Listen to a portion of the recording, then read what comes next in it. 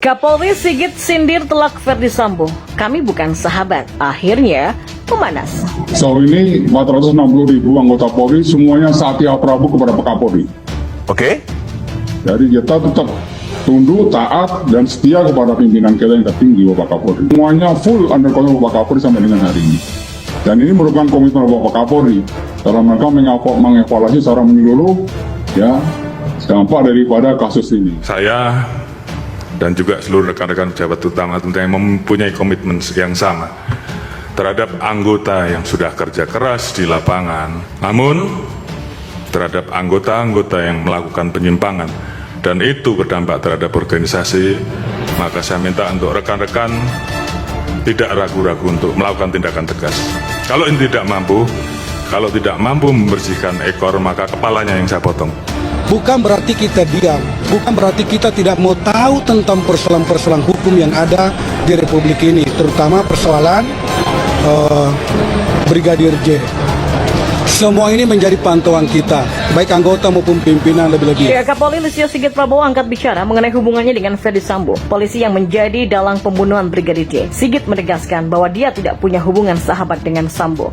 Hal ini untuk menepis tudingan bahwa dirinya disebut punya kedekatan secara personal dengan Sambo. Kedekatan itu dinilai akan menimbulkan keengganan bagi Sigit untuk memberikan hukuman berat bagi Sambo. Kami bukan sahabat. Kepala Divisi Propam memang selalu mendampingi Kapolri dalam menjalankan tugas, termasuk saat kunjungan ke berbagai tempat, kata Sigit kepada wartawan beberapa waktu yang lalu. Tugas Kepala Divisi Propam yang menemani Kapolri juga berlaku pada saat Jenderal Idam Aziz mengisi posisi tersebut. Oh, ini juga berlaku di era Pak Idam Aziz. Kami sebatas pimpinan dan anak buah, kata Sigit. Irjen Ferdi Sambo yang memiliki karir terbilang melejit dengan cepat dihubungkan dengan kedekatannya dengan 3 Kapolri, yakni Listio Sigit, Tito Karnavian, dan juga Idam Aziz. Menurut orang dekat Irjen Ferdi Sambo yang tidak ingin disebutkan namanya, sang Jenderal Bintang 2 ini memang terkenal sering menghadap ke para mantan Kapolri. Lebih lanjut, ketika Irjen Ferdi Sambo dekat dengan Tito Karnavian, karirnya semakin meroket naik. Dan pada saat Mabes Polri membentuk Satuan Tugas Merah Putih, kedekatan antara Irjen Ferdi Sambo dengan petinggi Polri semakin terlihat jelas. Lebih lanjut lagi, ketika Irjen Ferdi Sambo dekat dengan Tito Karnavian, karirnya semakin meroket naik. Memang terungkapnya Irjen Ferdi Sambo menjadi otak pembunuhan Brigadir J seakan mencoreng nama baik keluarganya.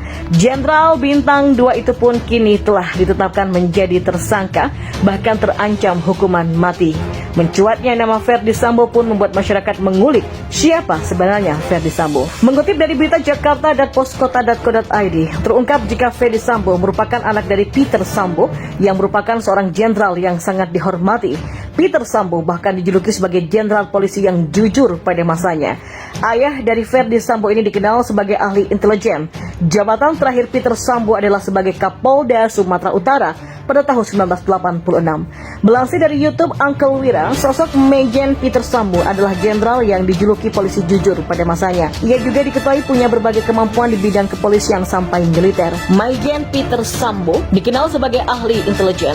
Ayah Ferdi Sambo itu tutup usia pada tahun 2015. Jenazah sang jenderal itu dimakamkan di kampung halaman Kelurahan Buntu Barana, Kecamatan Tikala, Kabupaten Toraja Utara, Sulawesi Selatan. Jabatan terakhir mendiang Peter Sambo adalah sebagai Kapolda Sumatera Utara pada tahun 1986. Selain eksis di dunia kepolisian dengan jabatannya sebagai Kapolda Sumatera Utara, Majen Peter Sambo juga merupakan tokoh pramuka nasional. Saat bertugas sebagai Kapolda Irian Jaya, Peter Sambo menjabat sebagai Ketua Kuarda Papua. Peter Sambo punya cara tersendiri untuk membesarkan pramuka di tempat tugasnya.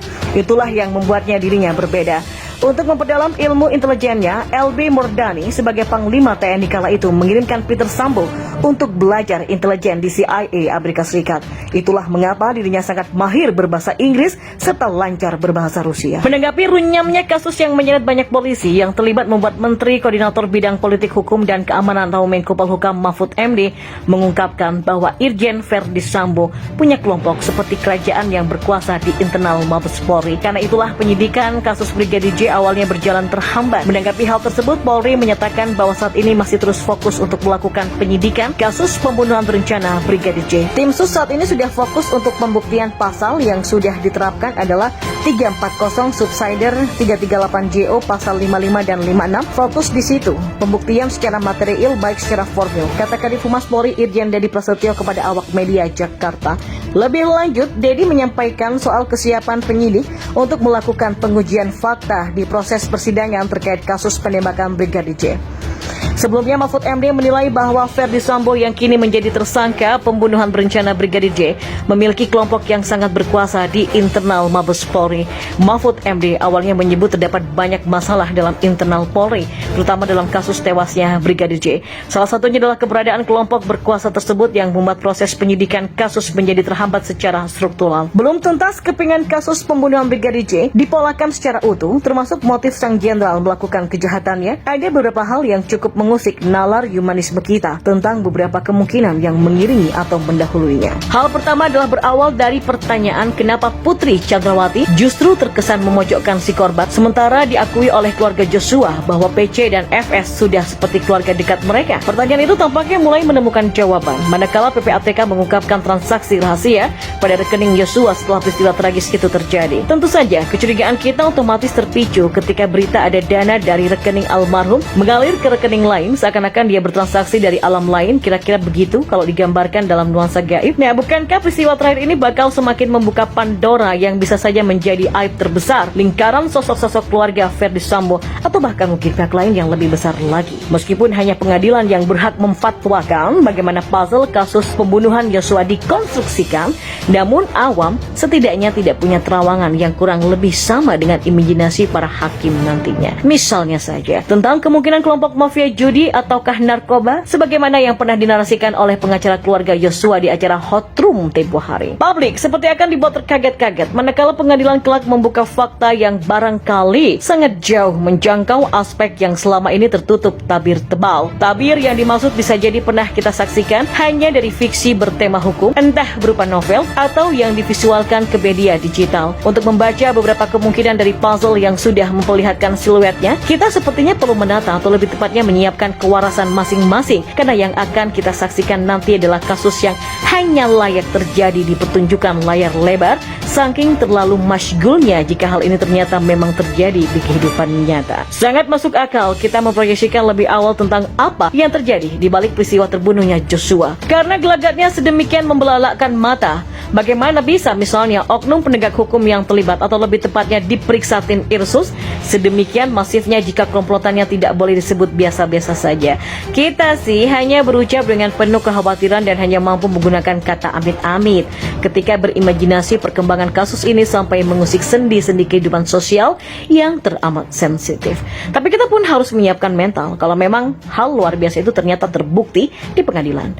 Barangkali hanya mereka yang bergelut di bidang hukum praktis atau akademisi yang mampu menganalisis dengan kedalaman memadai, namun setidaknya sesuara hati secara manusia pun mampu menerka hal sensitif yang masih tertutup tabir itu.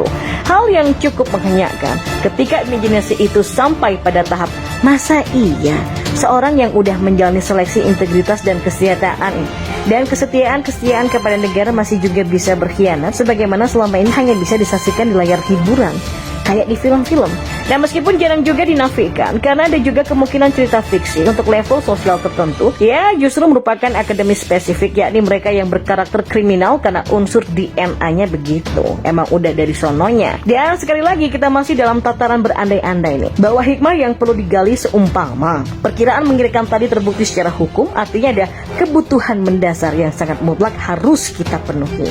Ya, seperti pada tataran infrastruktur dan suprastruktur bahwa instrumen hukum kita ternyata masih serapuh itu. Maka para akademisi bersinergi dengan legislatif perlu membuat kajian yang mendalam semata-mata guna mengeliminasi hal yang serupa terjadi berulang kali. Yang tidak kalah mendesaknya, barangkali kebutuhan menata kesadaran nasional minimal sudah dikenalkan sejak masih usia dini bahwa integritas seorang putra bangsa itu harus tertanam kuat dan utuh. Tentu saja dengan memberdayakan metode pedagogik yang teruji. Ya, betapa runyamnya jika kelak lahir bergenerasi-generasi dengan karakter yang mewarisi mental para kriminal. Meskipun bisa saja keturunan biologis mereka tetap muncul, tapi jangan sampai inspirasi buruk turut diwariskan kepada generasi selanjutnya. Adakah kebutuhan untuk menggunakan metode memotong atau generasi? Ya, keputusan seperti itu mungkin boleh diambil dalam skala terbatas, khususnya di lingkaran yang tingkat kasusnya paling ekstrim. Semoga saja deh negeri dongeng yang terlihat indah ini juga indah dalam segala aspeknya, termasuk masyarakat majemuknya yang mengedepankan kemanusiaan paling hakiki.